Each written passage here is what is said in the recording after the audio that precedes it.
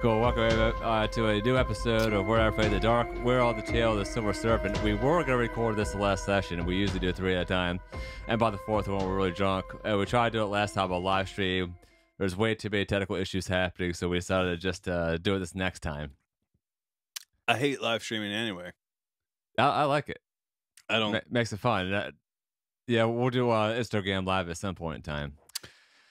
I didn't remember this episode at all, by the way. Really? None of it. I think I remembered the part of the dugout, but the name, the plot, I just couldn't remember it all. I did remember this one. Just the scarecrow or the silent servant. He's pretty memorable, actually. I was gonna say I feel like they did a good job on the scarecrow. He was definitely believably creepy. The episode starts out with Betty Yed apparently was at the movies with Frank. I thought there was something happening between them at first, but it turns out that Kiki was the third wheel. I guess Betty Ann was the third wheel. And they're arguing with something about sneaking into a movie or something like that. Yeah. Yeah. Adam, let me get your shot glass. Why? I'm still got a full one. You said shots, not sips. Yeah, I'm gonna do some little sips of these.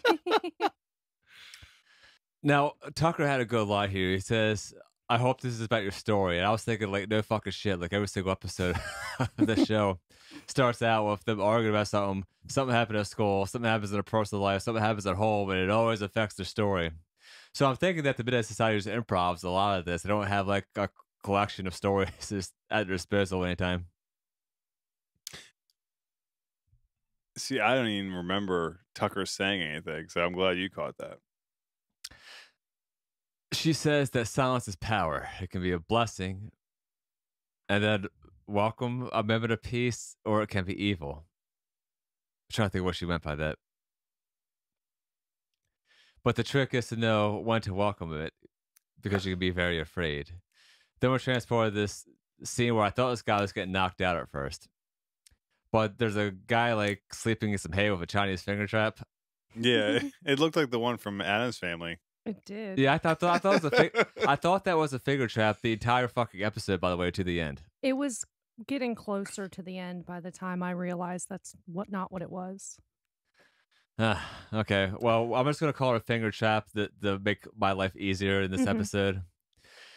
He's arguing with this farmer guy and says about being attacked, and he's speaking some language there, which apparently didn't work. Want me for this, Ben? Well, I mean, this scene, it happened so fast that like I didn't actually write any notes for it. To be honest, I have one fucking note for this.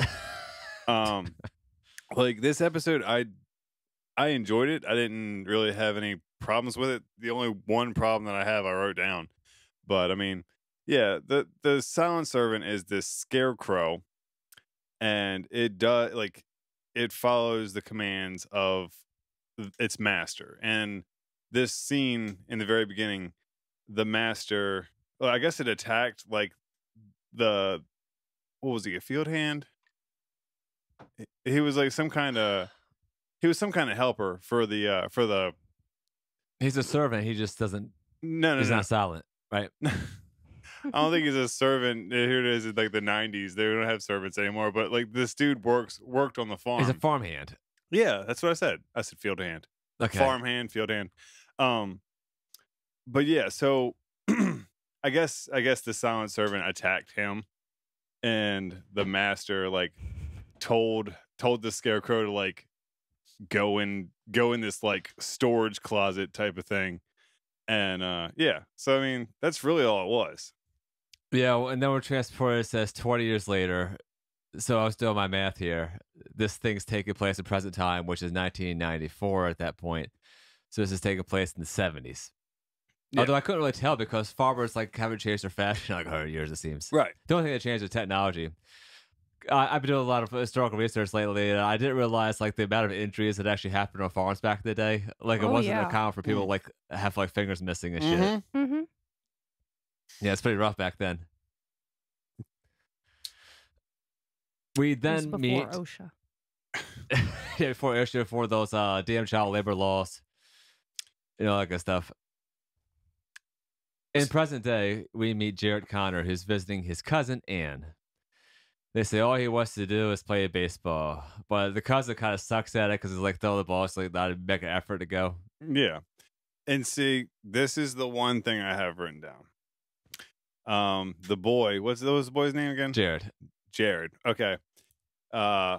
He tells Ann to like go long because he's gonna throw this baseball, and he throws it over her and breaks the front door the glass. front door. Yeah, the glass in the front door, and then the uncle, Ann's dad, comes out and blames her for it. Yeah, I got on that, but I was also wondering, like, even at his age, which I'm assuming he's probably between 11 and 13 years old. At that age, like, I remember when me and Ben played in the yard, like, we knew better than fucking throw the ball in the direction of where the house was. We were always lined up, like, parallel to it, if you want to say that. So we would never, like, say go long, there's a house, like, I don't know, 50 feet behind her. Yeah. And besides, we played wiffle ball. We didn't play baseball. Although, I was also thinking about this when that glass door gets broken. Like, that uncle was really quick to pick up that baseball and walk out the door. I mean, it's not like 5 seconds later where he's just like, oh. And he's so calm about it. He was so calm about it. Like, oh, man, Dad would have flipped out. Well, who I'm assuming, I think it's Ann's brother and the uncle's son. It's Mark, his name, the older brother, right? Yeah. Okay. So he confiscates their gloves so they can't play catch anymore. And says they're going to be put to work so they can pay off the glass door, which means taking beans down the road to a neighbor, like it's, I don't know, 1600 or something like that. So, And my other favorite is they have to help build the fence to keep the deer out. And we need to mention this. It's well established in this podcast that we live in Maryland. We see deer.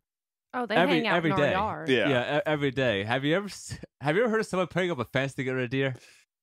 dude, I hit a deer on the way when I was still working at the prison. I hit a deer, and his punk ass jumped over an electric fence. Yeah, a fence ain't gonna hold. Yeah, I have that in my show notes for later on because that fence they built is like 3 feet big. I was like, a deer's gonna easily jump over that shit. Yeah. Do they have deer in Canada? But then there's another part in this episode. It's like moose up there. Yeah, or those giant elk. Our Canadian listeners or viewers, please help us out with this. Straight. I haven't seen a moose or an elk in person, except for at the Elks Lodge where they have one of those giant taxidermy elks. Yeah, it's just the head though. And we don't have those things here in Maryland, except for I think you have to go to the mountains of Maryland, which is Appalachians, like western part, but that's like a good 4 hours from where we Let me live. get one of those easy apples. I've never had one. They're drinking some stuff. Sound like us. No. They go. Why they go to that? They go to the shed because that's where the beans are, or something like that, right? Or that's where the burn supplies are to build this fence. Because there's a family cemetery right out by it, and he's checking out this tombstone. No. They were weren't they trying to deliver them or something? And then because this where they find the silent servant. He's in the barn. Yeah, but it's not on their property. It's on somebody else's.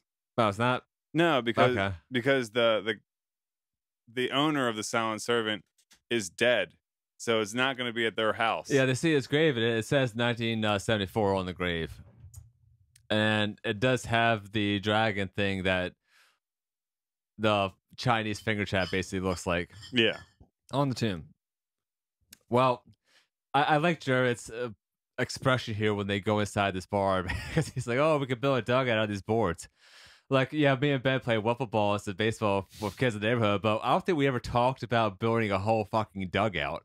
But we built a treehouse instead. Yeah, we're building treehouse and shit. Like, to use a dugout. Especially since it wasn't even his neighborhood. Yeah, I think. Who was he playing with? Well, yeah, I can't remember having like large, like full team baseball with us, Ben. I think we had like at most like 7 kids. Mm-hmm. But if we had a large team, all we did was just go down to the fucking high school and play in the field there. Right? Yeah. No one's going to say anything. Yeah.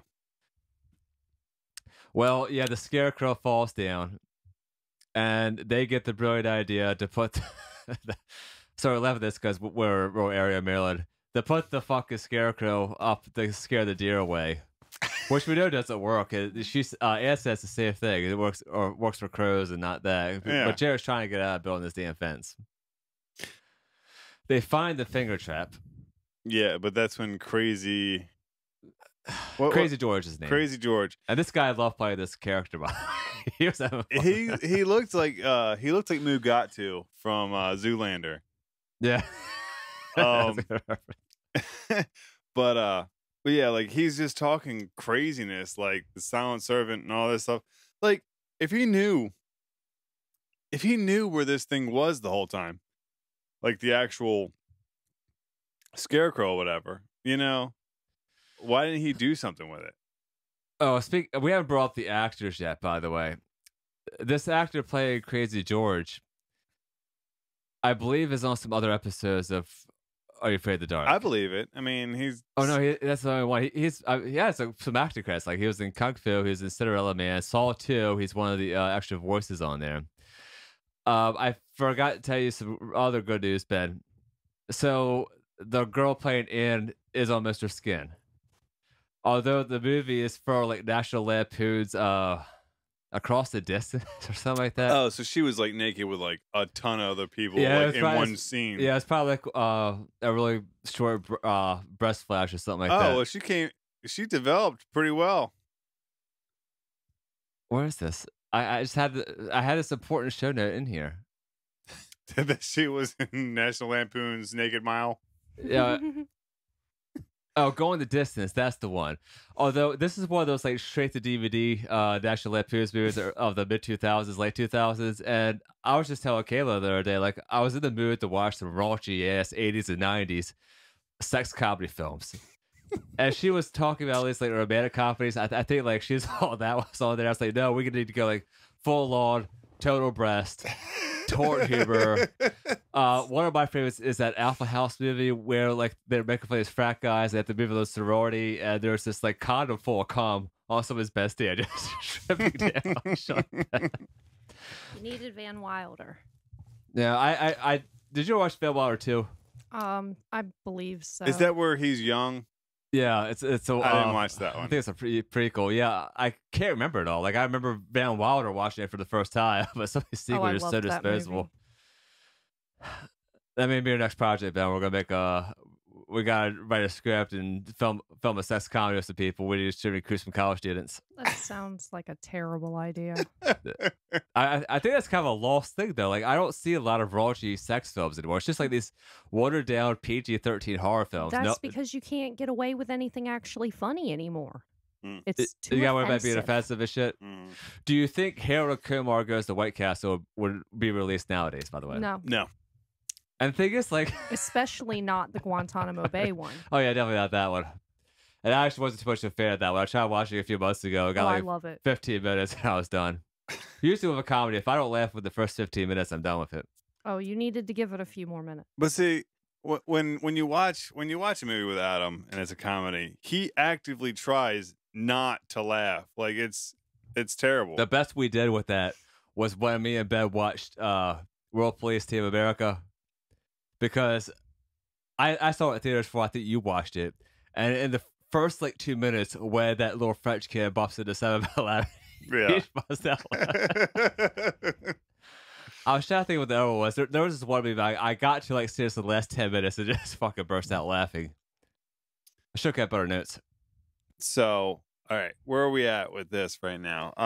They got the Chinese finger trap. He finger trap. opens it and does one of those classic things where he has to read the script he just got. Yeah, oh, yeah. So yeah, they took it home. They took it home and they read it. To be honest, I didn't remember that they took the scarecrow already. Oh yeah, they opened that thing in use already. Yeah, so they open it up and there's this compartment inside of it, or scroll comes out and he reads it.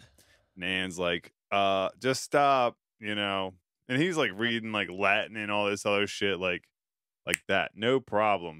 Reading fucking Latin. Yeah, I mean, I know that one. But then he doesn't make any wishes yet, does he?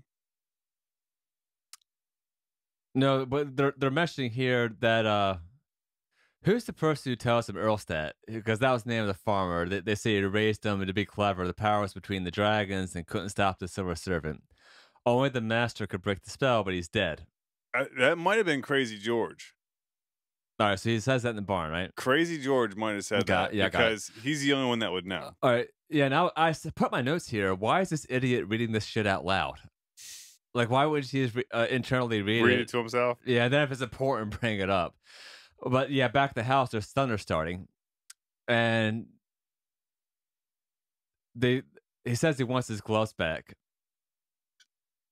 They're sitting kind of weirdly close. Also, I thought that was a little too close for cousins of the opposite sex to be sitting next to each other. Maybe they live in West Virginia. Yeah, no offense to our West Virginia listeners. Ashley, you got to be all disclaimers for us every time we have a possibly offensive thing in this podcast. Just let us know. I co-sign that. All right. They're asked to take out the garbage, and that's when the scarecrow's like right behind them.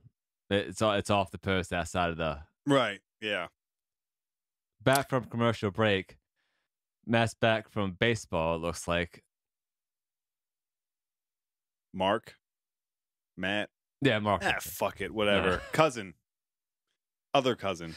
Oh, I left here also. The glass of the door is still broken, like the same way it was. Like no one bothered to put plywood over it or anything. Yeah, or maybe get the glass off the fucking floor so no one cuts himself. Yeah, so the scarecrow moved and they're screaming and shit, and then Mark is like, "Oh, well, maybe Uncle Phil." That's not moved it or whatever because it was knocked down when he came to it. It wasn't standing up anymore. Yeah, and they say the beans were delivered and they had the fence all ready to go. And that's the same scene. That was the wish. Yeah, that the servant's gonna build this magical fence out of nowhere. No. It's not the fence. It is fence. No, the servant built the fence. He did, but not yet. Okay. Because he says, "I got the glass to fix the door, and we'll do it tomorrow." And he says, I don't want to do the glass tomorrow. And he's like, that's when he kicks the scarecrow. He's like, "Fix the glass door and deliver the beans while you're at it." And then the next morning, the glass is fixed and the beans are delivered. And that's when the cousin comes by and is like, oh no, the uncle comes by and he's like, "Oh, thanks for delivering the beans. And I guess, Mark took pity on you guys and fixed the glass while you guys were asleep." The next episode, I'm going to have Ben just guide the whole thing.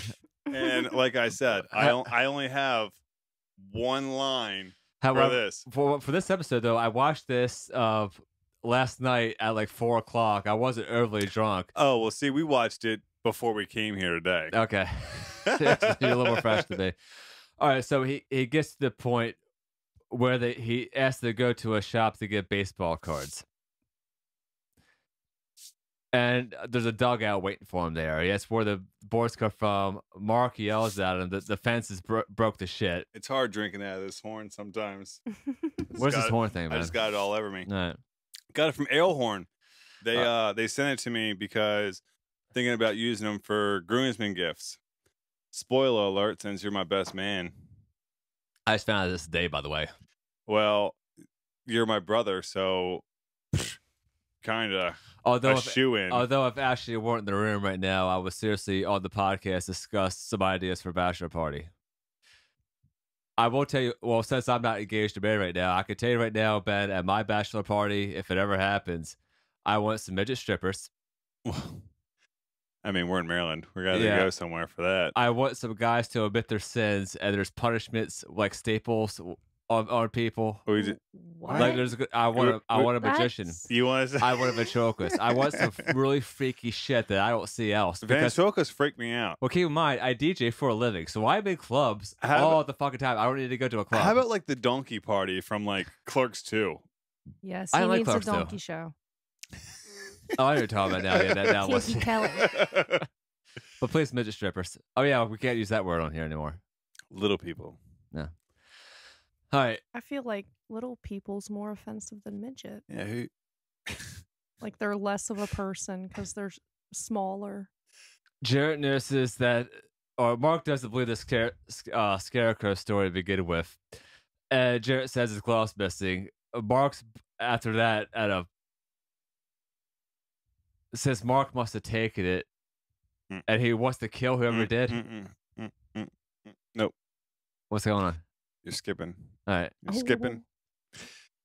He did. All right. So the kid doesn't believe it, and then they're out there working on the fence for the deer. And then he's like, "Oh, well, we'll finish tomorrow." And he's like, "Man, I really don't want to do this tomorrow." So he tells the scarecrow, commands him, finish the fence, right? Finish the fence. And the next day it's finished. So that's when he knows, like, it's real. The silent servant does this shit. And he tells him to build that dugout. And then the silent servant takes the wood, and like all this shit is happening off screen. Like you never see the silent servant move until later. Well, yeah, until later. And he takes the fucking wood from the fence and makes the dugout. So then that's when he gets in trouble and they get grounded. But Mark comes in and gives them their baseball gloves. However, since it was in the tractor, he gave him the wrong bag and there was tractor parts in it. In other news, 2 baseball gloves are the same weight as tractor parts. Who knew that? And all the same kind of clanging. Yeah. So that's when the kid is like, whoever took my glove, I want to kill whoever did it. And looks the silent servant's like, I'm on this shit right now. And looks at him like, it's like, you don't say. And looks at him like, shit, you shouldn't have said that. They look outside, silent servant's gone. And now we were up to where you are. All right, so we're actually at my favorite part of this episode, because they're going to find Mark to save him. And it's like, I know where he is. And we get this classic, like, 90s teenager party at the fucking farm style of scene. Okay. Which I was laughing at. See, dazed and confused. But, Adam, how many of those did you go to in high school? 0. You didn't go to any farm, like field parties? No, I wasn't like that, because I didn't drink in high school. I did. Yeah, so like some people would get 6-packs and ride the back roads or farms, but I remember we did that. Well, when I turned 16 and 17, our big thing in a small town was just going in a parking lot and driving a circle. Yeah, well, people would just meet out in a parking lot, like at a hardware store or a grocery store or something like that, and just everybody park their cars there and then get out and talk to each other. This is pre-Facebook, by the way. I don't think these teens do this anymore. They still do, but I was never part of that crew of like, oh, waste our gas driving a circle, and then people are parked in one spot. We're Sally driving, so we wave at them when they're going by. Like I was never part of that. Like if I'm gonna waste my gas, I'm gonna drive 45 minutes and go see a movie, or I'm gonna go to a party and get drunk and then drive home. That's safe. Although I think the worst one you ever told me, and I think we can talk about this now because this is probably 13 years ago when you're like 17, was when you played that game where you turned the lights off while you're driving. Oh, yeah. We did that in the Firebird. But see, the Firebird was made of metal. It was an 87 Firebird. It used to be your car. That's my first cars. Yeah. I had that for about a year or so, I think. But see, let me tell you, man, that thing was a fucking tank. I backed into a tree one time, right? Backed into a tree one time with that bitch. And I was freaking out the whole way home. Like, man, fuck, I don't even want to look at it. And my buddy's calling me up, dude, just come back. No, fuck that shit. I'm going home. And I get in the parking lot, like our driveway. And I'm like, oh fuck, just stay on the phone with me. Let me look at this. I look at the back. Nothing's wrong with it. As opposed to my car, I bought my car in 2007. 2 weeks later, the dogs, as I'm backing up right there, so I swerve, I hit one of the trees in the back, the fucking tail light bust. It's still broken if you look at my car. There's still a dent there because I never got it fixed. And I've had that car for 11 years. Well, Grandma, when she was still alive, before we took her keys, I was parked next to her and she was backing out. And she hit the Firebird, right? She hit the Uh-huh. Firebird, backed right into it. I've never heard the story before. Really? Well, yeah. She backs into it, and then like I woke up, I came downstairs or whatever, like hours later, and Mom's like, "Grandma wants to talk to you. She's really upset." And I'm like, "Oh, all right." I went down there. What's wrong? And she's just like, "I hit your car. Uh-huh. I'm sorry. I'll pay for it. Like I'll pay to fix it and all that stuff." I looked out there, like went out there, dude. There were 3 little scratches of like paint transfer. Came right off with my finger. Her shit was fucked up, and I'm like, Grandma, I'm good. Just fix yours.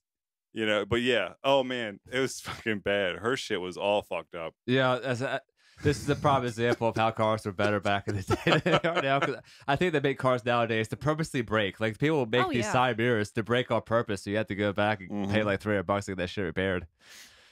The good old days.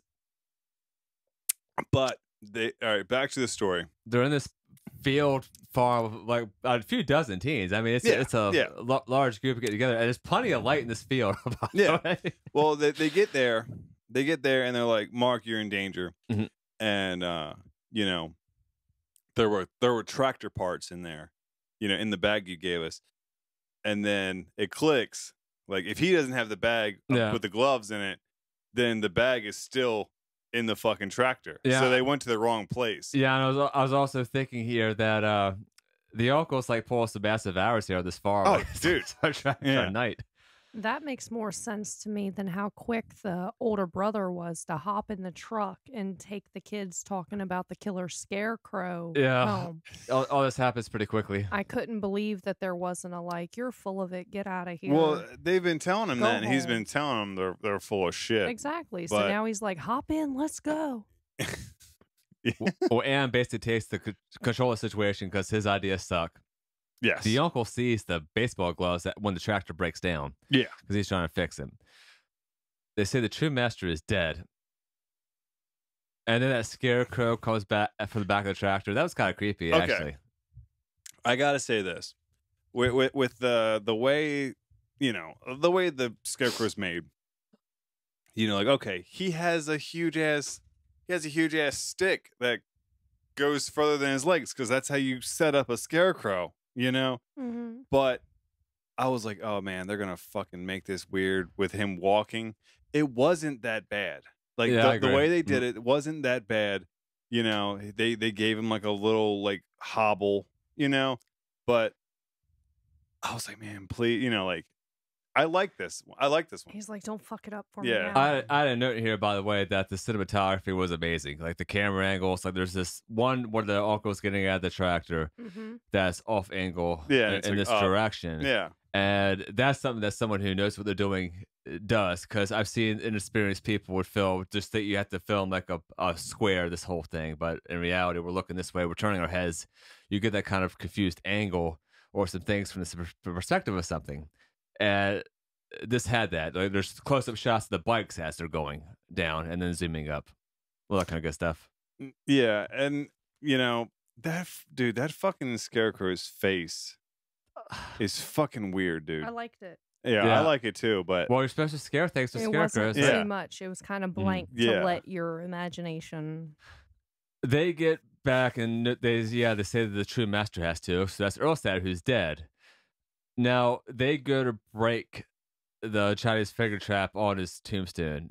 And I was thinking at first, like, he has the same logo on the Mhm. tombstone. I think they should have pushed it in.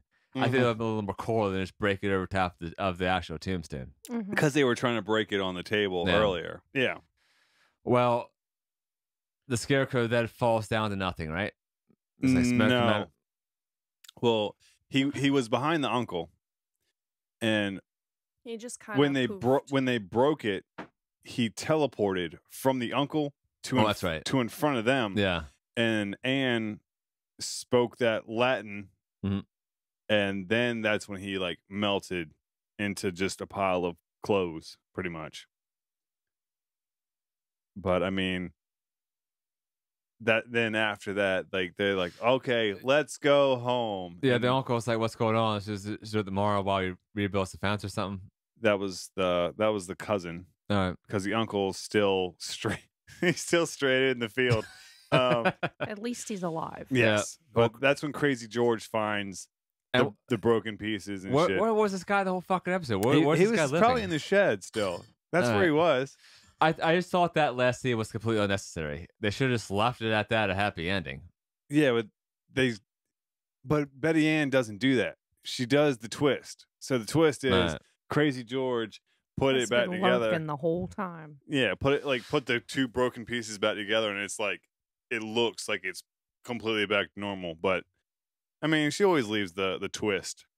Back at the Menace Society, Frank and Kiki whisper to each other, and they go to Betty Ann, said, "Can they go to the movies again? They'll buy the tickets." And Frank insists on picking the flick. Because he picks good movies. I want to know why I had zero memory of this episode. Like, this is one of the few episodes of Are You Afraid of the Dark in these first few seasons that I really do not remember at all. I don't know. I didn't either. Because I did remember this one. Hey, baby. Yes. Bottle opener. Anything else, guys? No, I like this one. It was pretty good. Me too. I was surprised that actually. I thought I was going to dislike it at first because the actual start of this episode is a little slow, but it got pretty interesting. And to at be the end. honest, for these next three that were this one and the next two, Mhm. I liked them all. Yeah, and I agree. I mean, me and Ben had this conversation before we started recording today. I said to Ben, like, this is peak Are You Afraid of the Dark? Like, third season, fourth season, like, they had their shit together, and the stories were good. So we're not going to be ripping this show into asshole over some of the episodes in season 1 and 2. That will come later, by the way, in seasons 5 and 6, because there's some shit episodes there. Yeah, like, I mean, shit. Even like I'm looking at my notes now. Like, there's little shit, but I mean, Well, at least we can entertain people with our personal stories of childhood as some fucked up shit happening now and stuff. Yeah, and wait till Ghastly Grinner. Well, I just watched that actually before you came over, and that was my first time watching that. I think I watched it like 3 or 4 years ago. But yeah, we'll keep it occupied. We have a few things to mention though. Ben, I know we're not on Guess the Girl now, but please mention this candle you have over here. Oh, well, I was gonna wait until we got there. All right. Well, you have some more props with you, right? Yeah. So I don't know which one I'm gonna do it at this Yeah, camera. Fuji. Okay, so we got these candles at Horror Decor, right? And we're gonna reach out to them, and like I was saying a couple episodes ago, we want to grow and all that shit. And then when we get our name out there, we're gonna reach out to Horror Decor and see if we can get like promo stuff.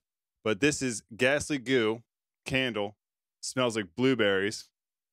Then we also have Smells kind of like Kool-Aid. Zebo cigars. That dummy, that like carnival, like the carnival games, like they would shoot that thing Yeah. it's on our Instagram. It's the picture of Zebo, Mhm. and he's one of them. That's from Horror Decor. So we've bought a whole bunch of Horror Decor shit already. But if we can get like a partnership with them or like a promo code for like the Are You Afraid of the Dark shit, or like do a giveaway if they gave us some shit and we gave it away to fucking some of our listeners, who knows? That's why we're gonna reach out to them and shit. But their fucking candles smell fantastic, dude. It's really good stuff. Yeah, my office now smells like a candy store. Another thing we need to mention, of course, we're going to be mentioning this up until the event happens, and that's that Ben and Ashley are getting married in early May of 2019. So I think we need some props for this wedding and some decor, some fun shit, right, Ashley? Are you just like the classical centerpieces and flowers, that kind of deal? Oh, I mean, it's not gonna be a retro fest. It's gonna be a wedding. Okay, we'll keep that in mind. Adam tried going crazy. He did Well, for a second. we I still saw have it. we still have a rehearsal dinner, all that shit, right? Yes. Yeah. Yeah, so we can decorate that with fresh stuff and promote our podcast that way. And so we're gonna I think mean, about- we can put the stuff on the podcast. Exactly. Well, thanks again, everybody. We'll see everybody next week for the tale of the room for rent.